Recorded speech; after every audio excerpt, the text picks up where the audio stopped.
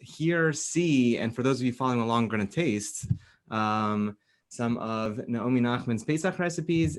In the meantime, before I introduce our next guest, I just want to say that if you are watching on Facebook, you can drop your suggestions in the comments. If you have questions for the interviewees, if you want to interact with them, please drop them in the comments and they'll be relayed to me, because there's no way that I can manage my ADHD and be on Facebook and doing this at the same time. So they will be relayed. Make sure to hit like. If you're on YouTube, subscribe. If you want to chat with me after the show, oulive@ou.org.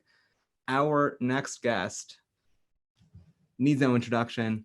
Charlie Harary is an American investor. He is a businessman. He's also a prolific speaker, author, inspirational figure. He is the author of Unlocking Greatness, the author and the host, I think is the right noun, and an inspiration to a lot of people. Charlie?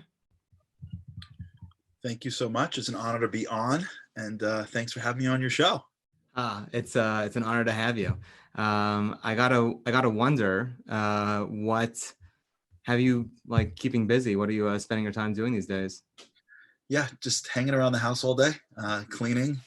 At long last, some R&R, some well-deserved R&R. Yeah, totally. Trying to manage 400 different, Zoom classes, kids being so excited that they don't got to go to class, and getting 5 minutes of quiet time, thank God, to try to get some work done. Baruch Hashem.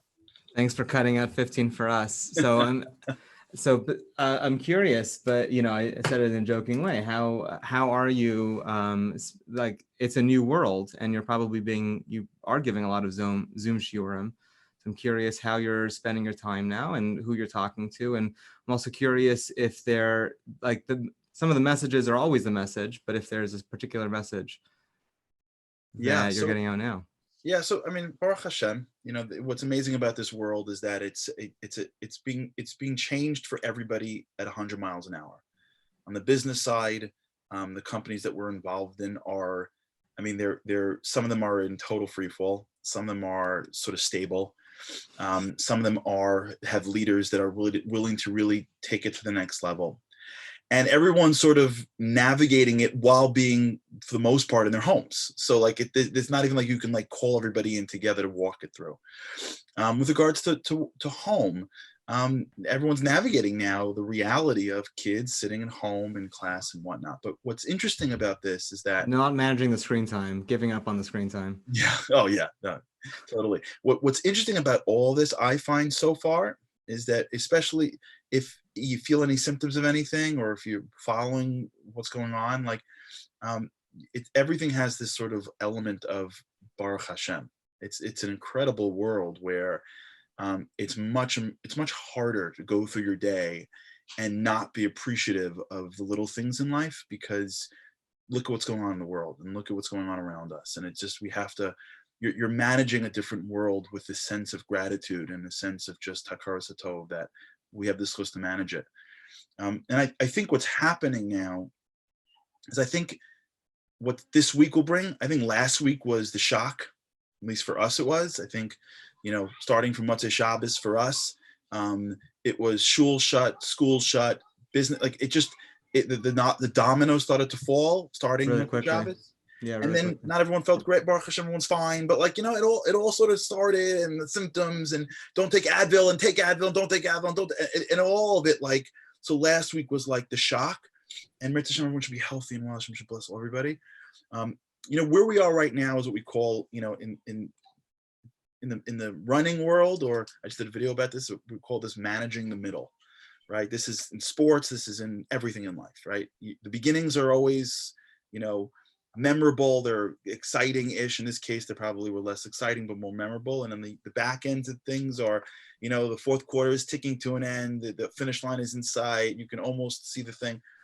And really where people start to lose it is starting now, like Monday, week 2. For some people, they've been doing this for 2 weeks. New Rochelle's been doing this for a month. New Jersey's been doing this longer, but this is really where it gets harder. And I got this advice from a marathon runner when I started to run. Were you running a marathon at the time? I was starting to do distance running, because it was a great way to get in shape, and it was a great way for me to. I was finding like all those endorphins. It was great, and along the way of getting my runs longer, this individual told me that a technique that he used, which is brilliant, which is, when you're running, the first 5 minutes is awesome. Then you think like you're gonna die, and then like your lungs like sort of adapt, and like after like a mile, like you get into a rhythm. And if you're running for 10 miles, I mean, that's like 8.5 miles where you're just running, and it's the same thing. And the way he would get through it is he would pick posts. So he would see as far as I can see, and he would say, okay, I'm going to get to the tree. And he gets there and he's like, oh, that's awesome. And then I would get to the house, and he would just sort of like try to be great for the next, 50 yards, 100 yards, 500 yards, whatever. And it was a technique that he used, and you just keep on hitting those small goalposts, and then before you realize that you're at the finish line. That's really where we are right now. Like right now, we're managing work, we're managing life, we're managing everything, and we're managing it with this tinge of gratitude. So thank God at least our heads are correct.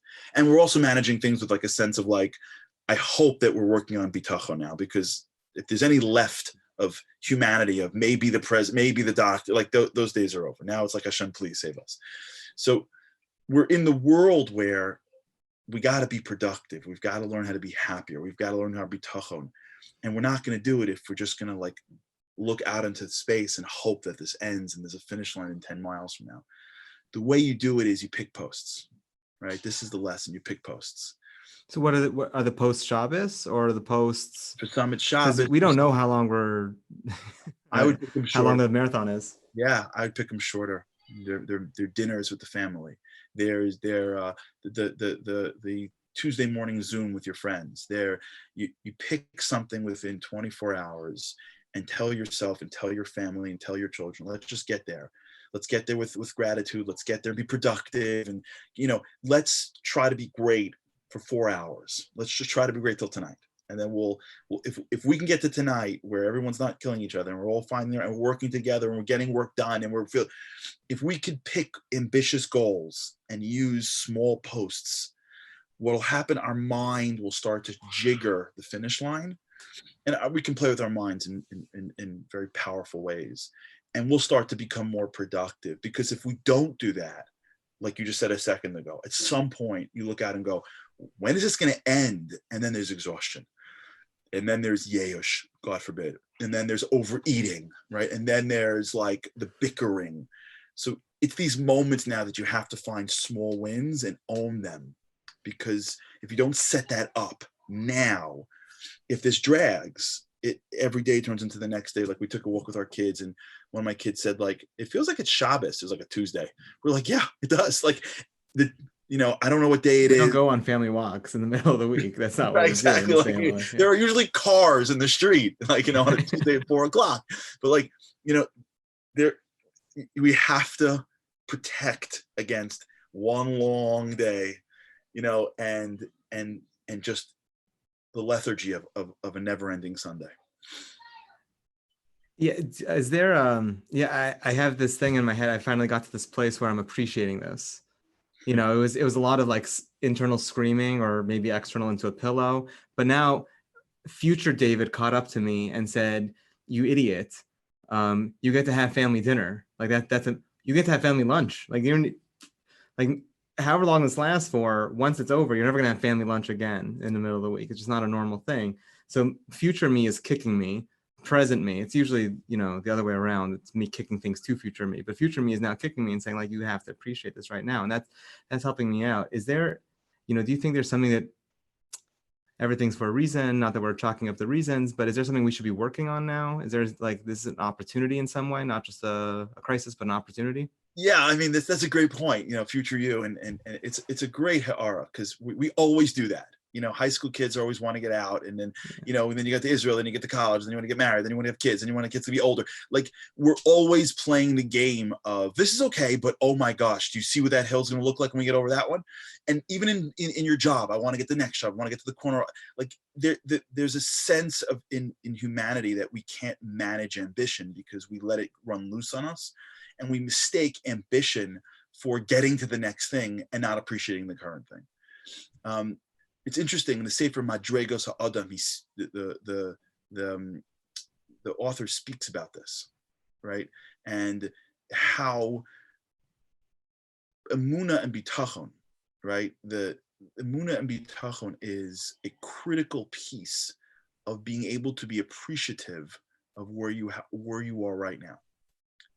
The Alter goes through this in very specific ways, and you see this a lot in the world of Bitachon and the world of Emunah, which is the muscle that if we don't work on now, we're missing the whole point. I think the only real muscle now is Bitachon. Like, obviously you got to wash your hands and like don't be dumb and stay away from groups, like all the usual stuff right now, like obviously, like no one's fighting anymore about that. Yeah, thank God. Stay home, save lives. Pesach programs are now over, so like that whole shock is starting. Like but that's like, I guess, like the physical stuff. If all people get out of this, in my opinion, if all I get out of this, let's just focus on myself. If all I get out of this is like I can, I'm missing the point. There's a God in this world, and the God in this world runs this world. And in February, you could have the world looking one way, and in May and in March it could look another way, and in April, like if we're not getting that God runs this world and we can't predict anything, we all knew that personally, but globally we're missing it. And if you get that, what comes along with that is this idea of stop worrying about the future. Stop worrying about what's going to be. And if you get that, you actually can live right now. You can slow down and go, okay, I don't know what's going to be like in a week from now. I don't know. But what I do know is that it's lunch, and those are my children. And there's no question that I'm going to look back and go, I had lunch with my kids. Like, the only way a human being could actually appreciate in a real way what he or she has is if you stop trying to be God, you let God do God work, which is the future, and you realize that Zeh Hayom Asa Hashem Nagila V'Nismecha Bo. The only chance you have is Zeh Hayom. And I'm with you. I think a lot of people are with you. I think a lot of people are going, oh my God, what's going to be? Wait, don't think that, because you're going to ruin it. What's going to be? Oh, wait, don't think that. Lots of people are going, I've been talking about being home forever, and I'm home. Why am I going out of my mind? You know why? Because we don't want to be home. We want to control being home. We want to do it when we want to do it. We don't want to do it when God wants us to do it. We're like, no, you know when I want to be home? When I say so. That's not how it works. Yeah, I'm wondering, from businessman Charlie, do you think that after this is over, this is going to make the case for work from home, or it's going to kill it? Both. Like, no one's ever going to want to work from home again. Both. It's like, I know I was asking for it, but I didn't mean it. Totally both. The companies that'll adapt will make it work easier. I don't think so. I think that there's going to be a rush when this is done to be out. I think some companies that are global companies will be better at it. I can tell you, I was supposed to be in different places and now I'm not. So we'll have to figure it out. But I think that people are going to be less home. That's my sense. Unless they make this work. If you live in the world now of simcha and bitachon, and you figure out how to make it work, it'll work for you from now on. If you don't, if you live in the world of like sort of simcha and you're half upset at your children and you're always annoyed that someone's yelling in the background and the whole thing's not working for you, I think we will have wasted an opportunity now. And I think when it's over, I think we'll lose it. And I'll tell you even worse. If you're raising children right now, understand that the way they're going to deal with challenge in large part will be by how mom and dad is acting right now. Because this is not a one-time we missed the plane, God forbid. This is not they forgot to send us. This is them watching you day in and day out. And if you're resilient and you have bitachon and you're besimcha, you are teaching your children, this is how we deal with challenge. And if you're losing it, and if you have to be protected and healthy, I'm not talking about any of that stuff. If it's turning into tension, your kids learn, when things don't go our way, that's how we respond. You lose it, and that's it. Yeah, and that, by the way, is a bigger, that's going to be a bigger implication, I think, than even us spending time with our kids. Because there's spending time with our kids and there's raising our kids. And you can't change some of that neuroplasticity, I don't think. they're learning it now. Our kids are going to learn Amuna, Bitachon. They're learning it firsthand now. It's scary to be parents, but these are one of those moments where everything out of our mouth is going to be making those impact. Yeah, it always is, but I guess sometimes we're that much more aware of it. Charlie, you're very generous with your time. Everyone watching who wants to learn more from you, about you, where do they find you online? They can go to the website, charlieharary.com, or they can just email me directly if they need anything. And thank you for the opportunity, and Hashem should bless you with all your efforts. Hashem yavarech otcha. Amen. Charlie, thank you so much. Okay, all the best. You are on OU Live. My name is Rabbi David Pardo. Thanks for joining us. We got a stellar lineup today and for the rest of the week. Earlier today, I was talking to Sivan Rahav Meir, so make sure to tune in tomorrow, Zrat Hashem.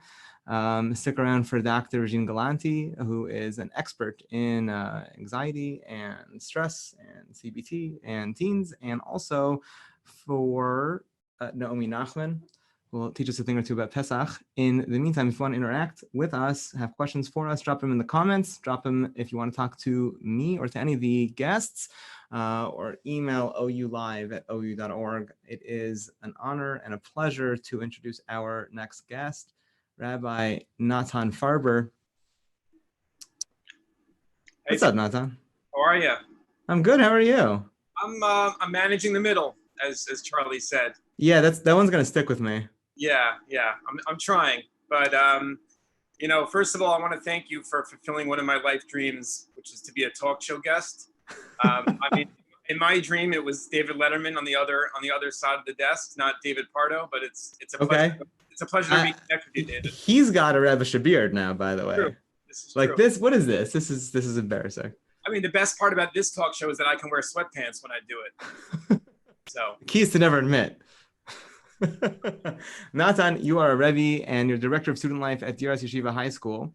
But that's not why you're here. You're here because you have become an international phenomenon. Is that okay to say? No, but that's fine.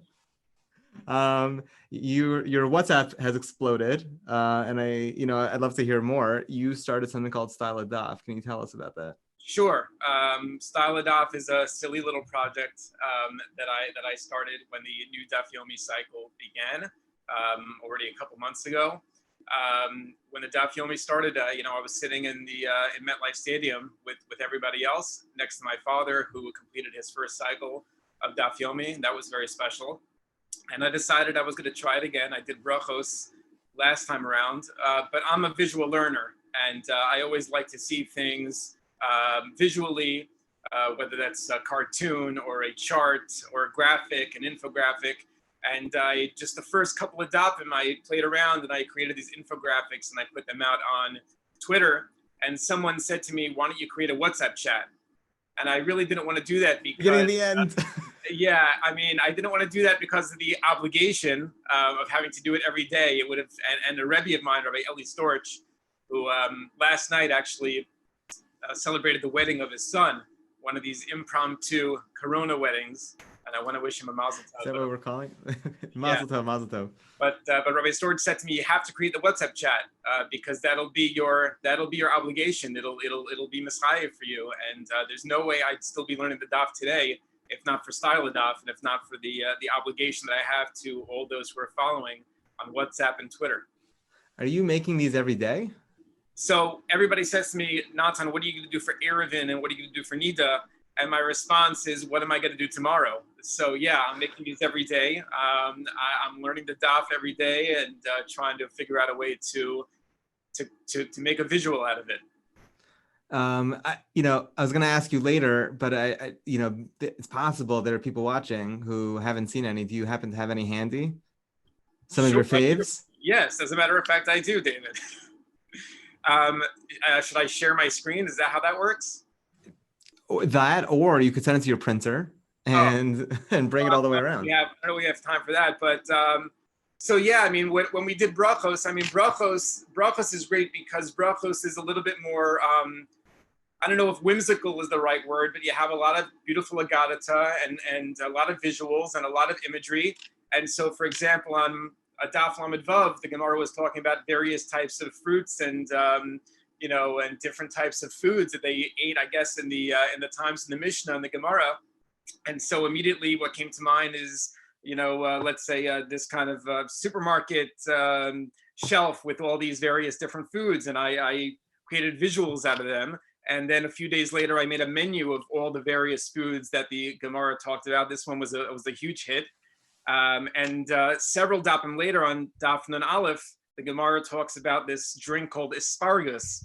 And generally people are reading it and kind of skimming through it, not sure exactly what it's all talking about. But I thought immediately, well, this is, we got to make a soft drink out of this. Soft drink for the ages and the sages. Like celery soda, the greatest like of flavors. Which is gross, but yes, exactly. The king of sodas. Yes. Yeah. So that's the idea. And again, as some dapim lend itself more to need more explanation. So maybe it's a chart like this, which lays out a more complicated shaka b'tari, the Gemara. And I can't tell you how many people have told me I needed it that day because I couldn't understand the daf without it. I couldn't visualize it. I couldn't imagine I couldn't figure it out until I actually saw it on screen, and it made all the sense in the world.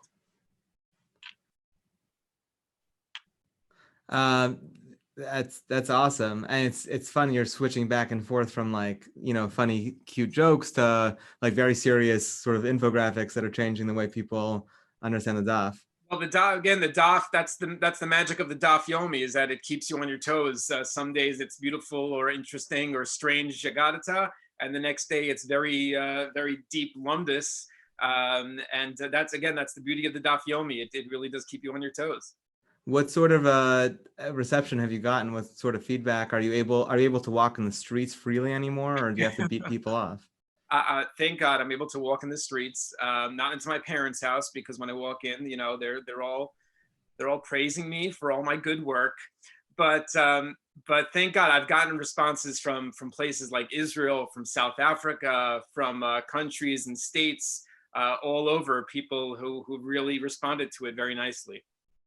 Yeah, I wasn't sure whether to take it seriously until I saw one of your very early dafim was sponsored by Rabbi Leibowitz. Well, he knows the daf.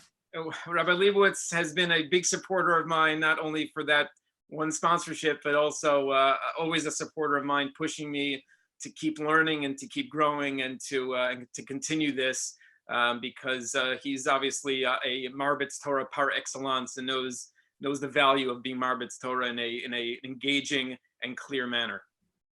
That's wonderful. Have you gotten sort of like interesting, unexpected feedback from embarking on this project? Something you wouldn't have expected when you started? You know, it's not about the unexpected, but it's more about the connections that I've made with people, like I said, around the world. And that's really what Rabbi Meir Shapiro intended when he founded the Daf Yomi, was to connect with people all over the world.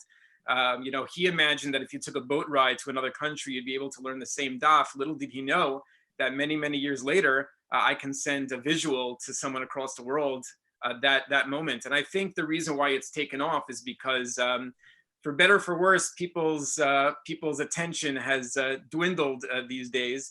And you know, there's the 30-minute daf, the 8-minute daf, and these are all wonderful, wonderful programs. But sometimes people don't even have time for the shorter daf. And I think that I think what's great about the style of daf is that people stop at a red light, and whether or not they should, but they can quickly look at their phone and maybe red light. Maybe red light. Not an endorsement. Maybe not the best example, but they can stop for a moment and quickly glance at the style of daf and get a quick recap of what they learned that day. Is that sort of how you're hoping that people are using it for Chazara as well? I think you know, it did start as Chazara. The real reason it started was because Rabbi Leibowitz, my Rebbe, he always taught us that when you learn a daf Gemara, the first thing you should do after learning that daf is try to think what are the top three points on that daf. And Rabbi Leibowitz, in every page of his own Gemara, he has on the top margin the 3 points, the 3 main points. And I decided, let me take those 3 main points and try to create a visual out of it. But as the dafim got more complicated, it turned into not only a chazara, but a vehicle through which I can explain or help people understand more easily some of the more complicated shaka v'taryas on the daf. Have you taken your newfound comic creating abilities, or think of it more as a comic or as an infographic? I like to call it an infographic. Okay. Have you taken that into the classroom? Are you creating content for your students that way? Well, this kind of stuff started way before Style It Off in the classroom. I mean, in my classroom, there's something always visual on the board, colorful visual slides just like this. Every sugya that I teach looks exactly like this. And I'm developing a website now where people can check out those sugyas. Right now you can see that style-a-daf.com, but we're developing another website, or I'm developing. I say we. I don't know why. No, it sounds good. It sounds very fancy. You got a whole team. It does sound good when you say we. I got a whole team. I do have a rabbinical committee. That is the truth. Do you? Yes. That's important. Yes. Yeah, I mean, you could talk about Wix. You have guys in Tel Aviv, like these crackerjack developers. That's right. They're working for me nonstop on the free account. Exactly. So you're building that site, but that's not ready to talk about. Not ready to talk. We can talk about it, but it's not ready to be sent out and to be checked out. Very awesome. Okay, so people want to get started. We're a bit late on like the chizuk on Shabbos. The truth is I need some chizuk because I think 14 dafim behind, and but I'm not out. I'm not out yet. First of all, you're not out, as Rabbi Franz said. What is it? Perfection is the evil of. It's the enemy of the good. Enemy of the good. That's right. You see how closely I was listening that day. But you can always jump in. Right now in Shabbos, we've gotten past the Rashios. We've gotten past some of the complicated Rishus Haram, Rishus Hayachid. This is a good time to jump in. Okay, so for people who need the chizuk, how do they join the WhatsApp group, or where do they go, or how do they get involved? So the best thing is to email me at styleadaf.com, styleadaf@gmail.com. The best place to find me right now is in my house. I'll be here for a little while. But styleadaf@gmail.com is the best way for you to send me an email. I'll send you a link to the WhatsApp chat. You can find me on Twitter @styleadaf, on Instagram @styleadaf. Send me private messages, and I'd love to share this with you. And of course, I love the feedback that people have been giving me, whether that's correcting me on a mistake I made, a typo, something that I understood incorrectly. That's the beauty. Again, that's the beauty of the Daf Yomi, is that we can all share. People have told me that I've translated something wrong, and that's welcome feedback. Of course, that's wonderful. That's beautiful. That's terrific. So Yasher Koach to you for being Marbit's Torah in a totally new way, really taking the ethos of Daf Yomi and pushing it one step further. Thank you, David. I really appreciate it. It's a pleasure to reconnect with you. Yeah. A long time since NorCal. Yeah. Maybe meet there. All right. In the meantime, good luck, Hatzlacha. Thank you so much, David. Thanks, Natan. Those of you tuning in, you are on OU Live. My name is Rabbi David Pardo. Please, you're watching on the website. If you're watching on Facebook, hit like. On YouTube, hit subscribe. Let us know what you think, how we're doing, and who you'd like to see. OU Live at ou.org, or drop it in the comments. I noticed I got a question and missed it. Sorry. Get those questions ready for our next guest. It is a total pleasure to introduce Dr. Regine Galanti. Dr. Galanti is the founder of Long Island Behavioral, has expertise in OCD and anxiety, parenting, and behavior problems. She is an expert at CBT and exposure therapy. She's also the author of Anxiety Relief for Teens. I imagine has a couple of key ideas that'd be helpful for us, some of us right now. Dr. Galanti, you flip your video on.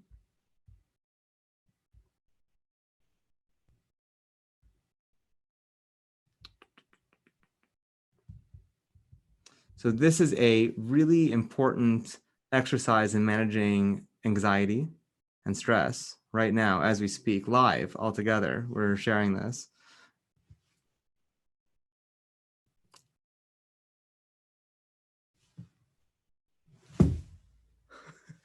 You're on mute. There you go. Okay, I'm good. Yes. Okay. Okay, Doc, can you rate my ability to handle stress and anxiety on a 0 to 10? Can we get a grade there? So far, so good. Okay. Liking what I'm seeing. How you doing? How you holding up? Good. How about you? I'm doing great. I'm doing great. I'm sure you are still managing your practice. I'm sure people are still coming through and have what to work on. So, And yep, definitely do. People are still anxious. yeah. Would you say more? Is there a spike in the anxiety, a spike in clients, a spike in people's cases? Definitely, there's a spike in anxiety. I don't think there's a spike in patients yet, but I think that's because people are in crisis mode. They need to help themselves first, and then they can kind of think about calling out and asking for help. But we're pre-spike would be my guess. Okay. Definitely. Okay. Hopefully, at the right time and for the right reasons. So I'm curious, what do you want people to know about managing unexpected circumstances? So one of the biggest things I want people to know is that we didn't choose to be here, that you didn't choose to homeschool your kids. You didn't choose to work from home every single day. Maybe you did before, but it's a little bit different now. You didn't choose to do all these things without being able to leave your house and without the support you normally have. So that we're all allowed a certain amount of slack that wouldn't be the case if we just decided voluntarily to live this way. So if you're doing just good enough, if you're being just a good enough parent right now, that's perfect. What sort of emotional reactions should we be reserving? What's okay? So really everything. If you're feeling more tense, feeling more anxious, you're angry, you're irritable, you're finding yourself being a lot less patient for your kids, and for yourself and for your spouse. Totally normal. It's also normal to feel very disconnected. If you don't know what you're feeling, that's also really, really common in a crisis like this. That's a normal reaction to an abnormal situation. It's like our body's way of saying, wait, hold up, let's see what's happening here. Let's figure this out. Let's give ourselves some extra time. And that's good because I do a lot of anxiety treatment, anxiety in kids, anxiety in teens. And anxiety is a response that you get when you're under threat. So a lot of times that anxiety is a false alarm. I talk to my patients about this all the time. Anxiety is a false alarm. What's going on right now is not a real threat. You're reacting as if your house is on fire, but your house is not on fire. But now our house is on fire. It's an actual. You're saying that all the anxiety is actually like evolutionary, like right there, key on, locked on target. Yes, it's locked on target. It's let's protect ourselves. So if you're anxious because you bumped into someone and, oh my God, I touched them, that's good because it'll make you go home and shower and like change all your clothes and that'll actually burn make them. you safer. Yeah, burn them better. Just get rid of them. Which is, if you asked me a month ago, like that's the kind of thing I do. And it'd be like, no, don't burn your clothes. Let's get rid of the Purell. Let's relax. You don't need to wash your hands for 30 seconds. You'll be okay. And now it's like, nope, everybody wash their hands for 30 seconds. That's recommended right now, and that's good. This is what our bodies are meant to do. Can we agree, though, that the buying of the toilet paper is still abnormal? Still abnormal, yes. Okay. What's that going to do? Like, I don't understand. Yeah, I'm not sure how adaptive that was, but that idea of like, I need to do something, like, let me just do something right now, that's good and that's healthy, and that's kind of what we're in for. Yeah, so we also know we're very adaptable, so we'll adapt to this, especially if it goes on for a while. We'll get used to this. Our kids will get used to this, and that's a good thing here. That's not a bad thing. From your mouth to God's ears, what let me ask you, what are you seeing in your own practice? So it's interesting because I'm an anxiety therapist. It's kind of like I was set up for this. But what I'm finding is that I've obviously had to move everything online, and that goes with its own challenges. Face to face, like it's much easier to connect to people. And I think that's something that a lot of people are struggling with, not just me as a therapist having to see my patients through a screen, like talking to you instead of like a face-to-face conversation through a screen is a little trickier. Where do I look? How do I do this? All those things are normal, but it's also super important to connect. So it's a lot more draining, but it's really important. And also I see a ton of kids. So that becomes a little tricky because how do I engage a 7-year-old through a screen? And forget about a 7-year-old who's anxious, a 7-year-old who's ADHD, who's running all around the room. It's like, okay, what are we going to do now? How am I going to engage you? So I'm engaging parents a lot more to be like, okay, I'm going to teach you the skills because I need you to partner with me if we're going to make this work, because it's really important that we make this work. So let's do this together.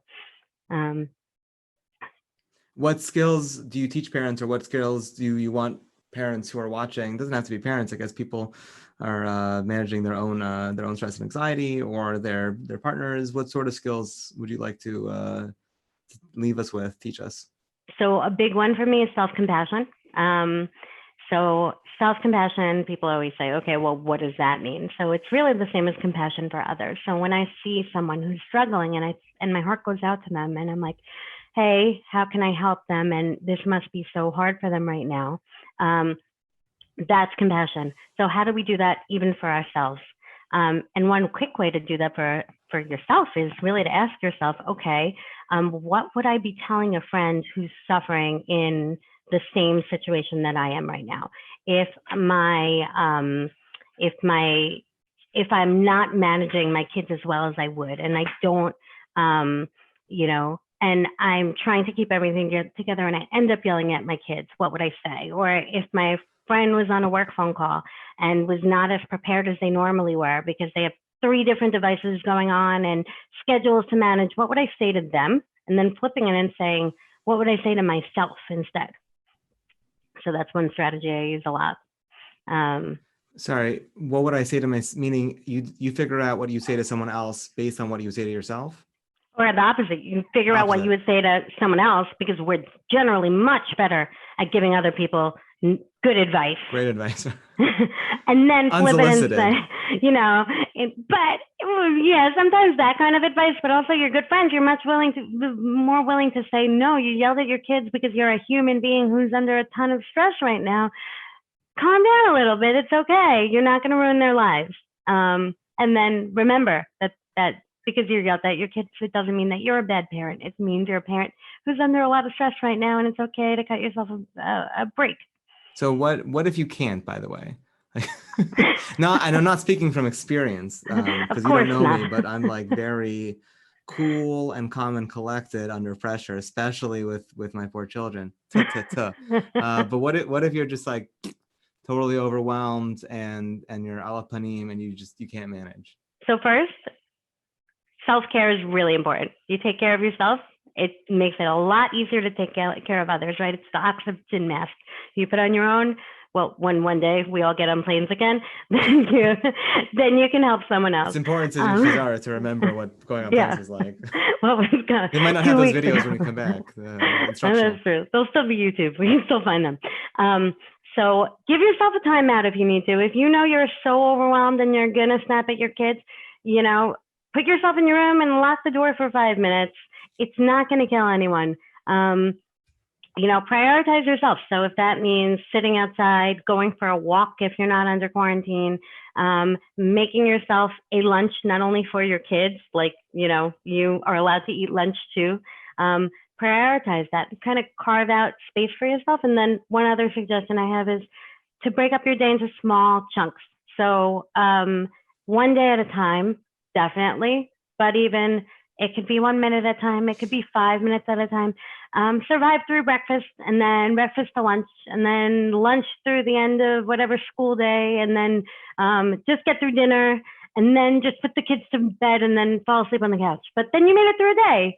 Congratulations. That's actually this is unplanned. Charlie's like same piece was managing the middle of the race. If you could just make it to the next goalpost, like keep yourself goalpost, and then you could do anything for 5 seconds. If you just count to 5, I could end it for 5 seconds. Yeah. So it's 5 seconds at a time, and it will get easier. I promise, it will get easier. Our brains are so good at like making things normal even when they're not. So like it'll get easier. Can I ask a flip question? Because we're talking a lot about managing being good parents and stress, and it speaks to me, a little selfish, but what about the sorts of feelings that people are coping with right now who don't have kids around, who don't have a spouse around, who are living by themselves? That's So maybe less anxiety, maybe more isolation. Isolation, loneliness. So one strategy that works really for everyone is you need to figure out how to create a routine. So figure out how to basically create structure in your life. That's something for everyone. We know that lack of structure makes everyone feel down. So this is a skill that's important for parents and people with crazy lives because it's going to anchor you, but it's also super important for people who are alone because if they don't have those things to anchor themselves, then you're going to get lost in it.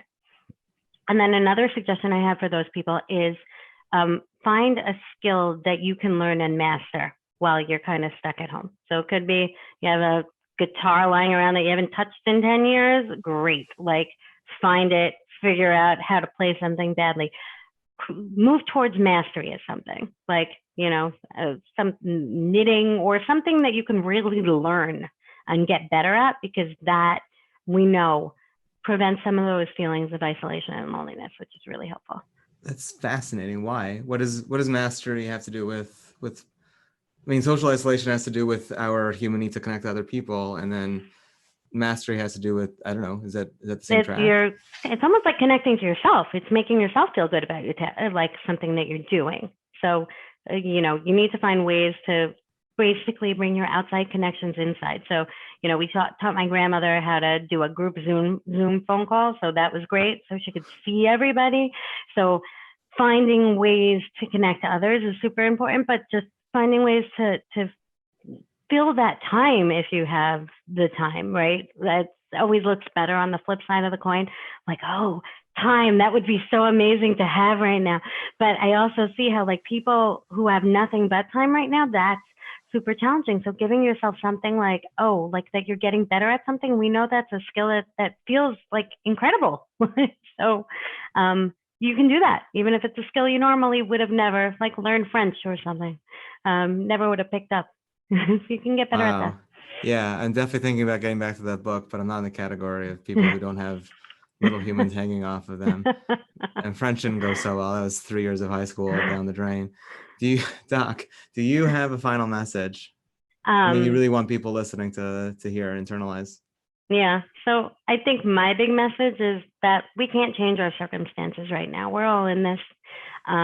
But we can decide the kind of people we want to be while we're in it. So the kind of parent you want to be, the child, sibling, spouse, that's something we absolutely can control. So what we need to be thinking about is how to act within our values.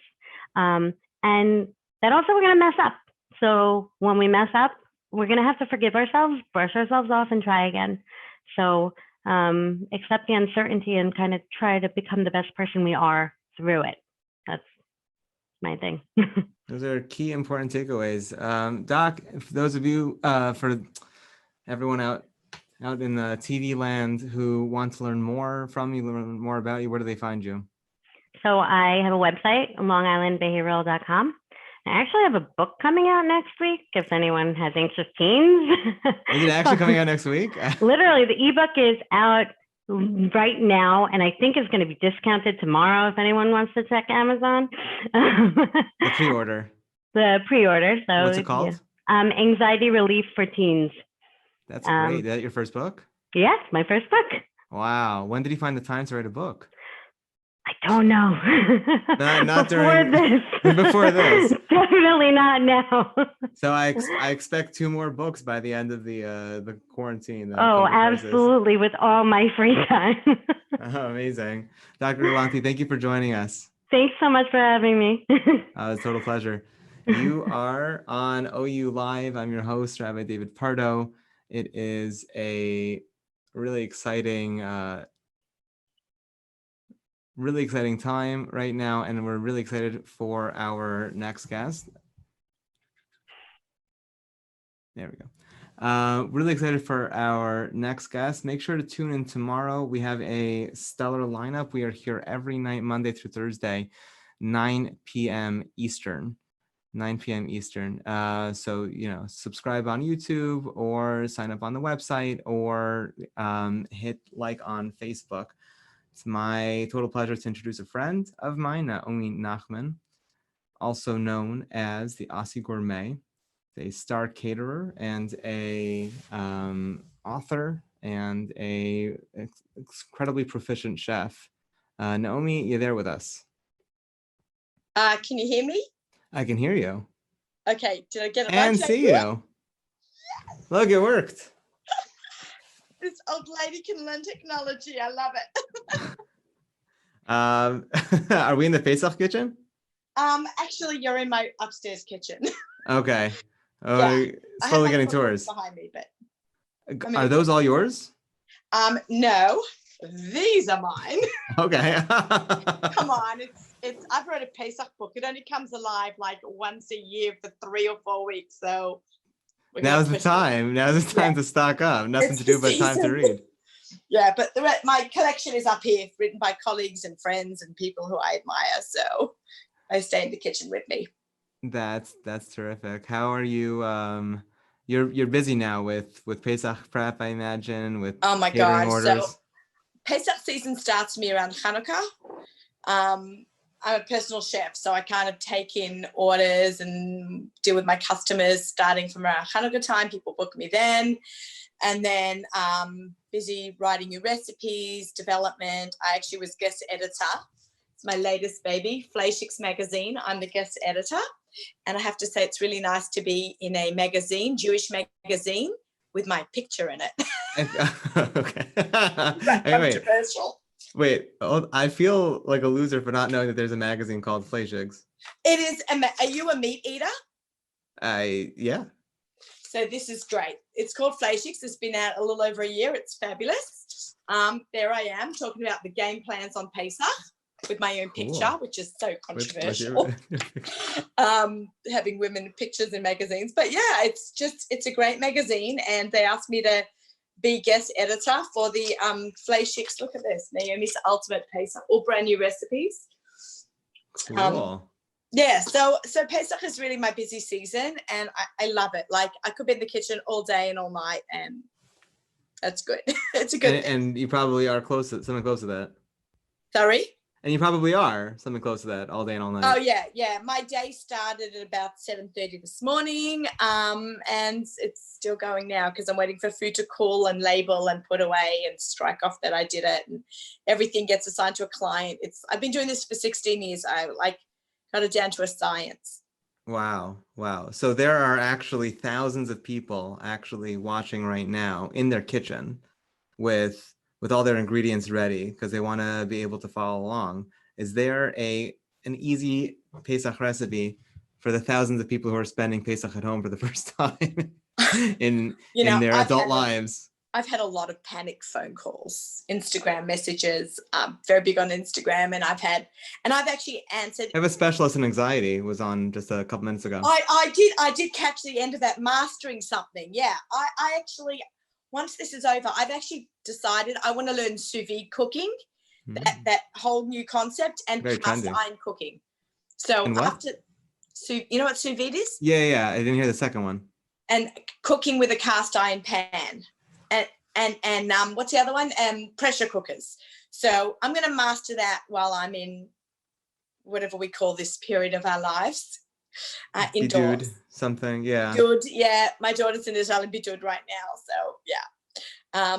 So I'm going to master that. But so if you were looking for something really easy, just stick with something that you love. So I happen to like meat and salad, so I would just load up on some really good proteins. And my 2 books are full with easy recipes. Most recipes, no one should get stressed because most of your recipes are just gluten-free all year any case. So why can't you use your regular favorite recipe? Just make sure there's no gluten in there and you'll be fine. Amazing. That's true. Yeah. Just stick with what you know and what you love. Except for kitnios for most of our listeners. Yeah, right. Of course. But I've actually have a recipe in my Pesach cookbook for quinoa hummus. So I've kind of we'll have to get you this baby full. It's actually sold out on Amazon. So that's really awesome. So the only place you can get it is your local Judaica store or artscroll.com.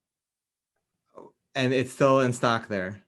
It's still in stock there, but who knows how long things are going to be shipped out for. Yeah, the apocalypse is fast approaching. Yeah. It's one of the local places is taking their final Pesach orders, and nothing after tomorrow. It's a little bit scary, but this is what I tell everyone about being prepared for Pesach, right? Make your menus now. You've got really not a lot going on, I know it's hectic with the working from home and the kids are home. We've had this conversation earlier today, whether they're big kids or small kids, there's a lot going on actually in the house, but take the time to write your actual menu and your shopping list. We're 2 weeks out now. So do it now. You're not even going to shop till next week, but spend this week, it's Monday night, spend this week writing your menu. And I actually made a menu template for people to download on my website, naominachman.com.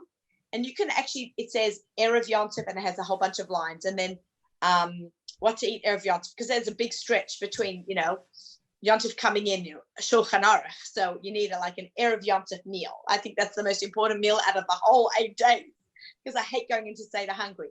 So you can write out what you want to make for Erev Yom Tov, and then the Seder, and then plan the menu, and every day is planned out for you, spaces, and you choose what you want to put in. And, I have suggestions as well.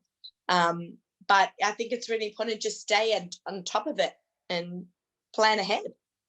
So planning ahead, okay, that's key. And what other tips do you have for people? Maybe it's just about the 3-day Yom Tov, and a lot of people are doing for the first time, or maybe it's Pesach specific. Do you have tips to making Pesach pop? Pesach pop? Yeah, well, not soda for Pesach. I mean, I know the verb, make it pop, make it wow. Yeah, there's no guest to impress anymore. I think this whole Pesach is going to be a wow for a lot of people. I've met people. Hopefully the good kind of wow. It's not so hard. The good kind of wow. I've had people show up at my door buying, can I buy a book off you? I happen to have a few cases of books in my house. And people are coming by saying, I'm buying this for my wife. We've never made Pesach. My mother-in-law's never made Pesach. My mother's never made Pesach. Not me, not anyone in anyone's families. And this is going to help. But they're everyone's a little bit nervous. So I think whatever you do is going to be wow, because it's just going to be different. And you'll be at your own Seder table in your own home. And I think there's something so special about that. I grew up on a Pesach program. My dad ran the only Pesach program in Australia. So for 28 years. And then he sold it to his mashgiach, and he was going to have a program, but he closed it, last week because of Corona. So it's even as far as Australia. Even Australia. Well, think about it, where Australia is, and Asia's right on top of it. So Australia got hit hard and fast. Sure. Yeah, I would have expected that. Yeah. So I think that people who have never had Pesach at home before are going to love it. I grew up on a Pesach program, but then when I got married, I couldn't always go to my parents in Australia. So I made Pesach at home myself as a young bride and with young kids. And I have to say, I loved every minute of it. I guess I turned it into a Pesach empire of some sorts, but I love it. And have fun with the kids. Go buy I don't know what Amazon's shipping right now or not, or Amazing Savings if you can get out. I don't even know if you can get out to the stores anymore, but maybe have the kids download some pictures of frogs and color them in green and put them on the table. Just decorate stuff, get the kids involved. Yes. I was going to ask, how do you make it, you've been doing Pesach at home for a long time. How do you make it fun, exciting, engaging? How do you make the Seder different? How do you keep everyone awake? It's really hard. Okay, everyone should take a nap. Definitely take a nap. But we're going to hear something cool. I don't know if people know this, because I'm very Pesach-centric all the time. Pesach next year is starting on a Matzah Shabbos. How do you know that? Sorry? Next year, 2021? 2021. You know that already. And I don't think we've had it like that in 17 years. Something like that. So you can have a really good Shabbos nap and Shal Shidduch, and then Seder starts that night, Matzah Shabbos. You're definitely a planner. I can see that. Oh yeah, I'm telling you, I live with Pesach all year. But everyone should have a nap. Pesach starts really late. Go into the Seder refreshed, fed, hydrated, and just have the kids say as much as they can. I mean, who knows what's gone on this year? How well the kids are going to be prepared. But I know my daughter is in Harber, a 12-year-old in Harber, and they've been amazing at Zoom school, so to speak, Halbert home they call it, and they are working with the kids to prepare them as best as they can. But there's lots of really good stuff out there and great educational things, and I know a lot of schools have reached out to me to do cooking demos, and everyone's really banding together. So there's a lot of shiurim online even for kids. There's a lot of great stuff. What's okay, so we have take a nap, and we have make sure to prep. Hydrate. Yes, prepare is key. You don't just walk into the Seder and hope for the best. Yeah, no. You prepared your food, you prepared your Seder. Prepare your food, yeah, and just, have a lot of fun with it. Just, you have to go into it very chilled. I think we're relearning a lot of things as this is going on. I feel like people are really coming together for helping each other out a little bit more and being a little bit more patient. I think the world has been turned on its head in the last 3 weeks. Right? Do you feel that? Oh yeah, big fan. I cannot believe I was in Florida. I run cooking competitions, like chop competitions. I did 5 events in Florida. I came back on a Thursday night, and Sunday morning I left to Chicago to do 2 more events. That was 3 weeks ago. I can't believe what has happened in the last 3 weeks.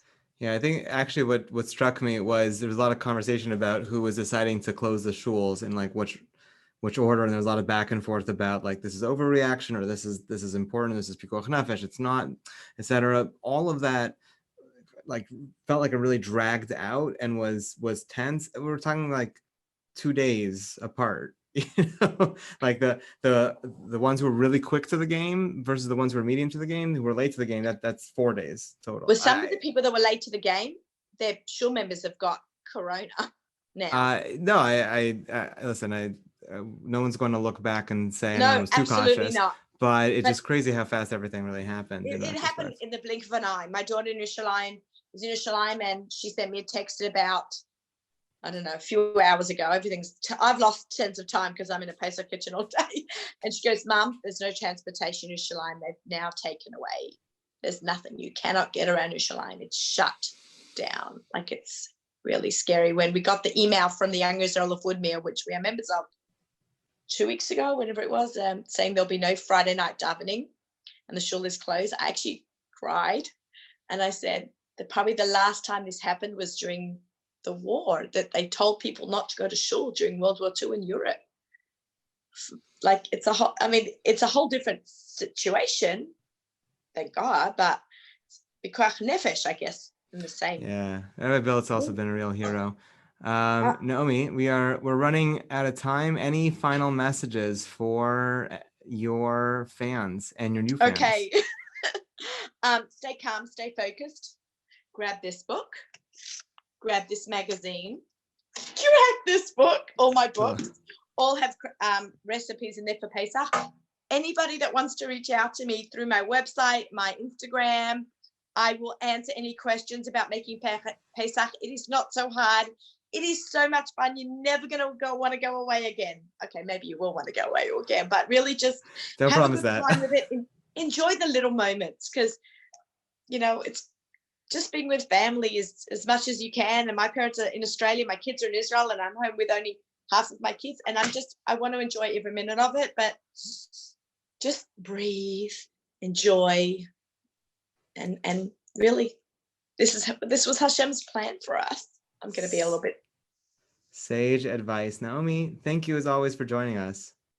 Thank you so much for having me on the show. Yeah. And have a easy rest of your workday. Thank you. I got a few more hours left to work tonight. All right. Well, thanks. And Zrat Hashem, we'll see you on the other side. Okay. Thank you. Amen. Take care. Bye. Ciao. Take care. To the rest of you, this has been OU Live. I'm Rabbi David Pardo. Hit the bell, subscribe, like, find our website, whatever it is. And please be in touch, oulive@ou.org. Let us know what you think. Let us know who you want to talk to. In the meantime, lots of homework assignments. So reach out to someone you love. Reach out to make some time for yourself. And I will, God willing, see you tomorrow. We're here every night, Monday through Thursday, 9 p.m. Signing off. See you later.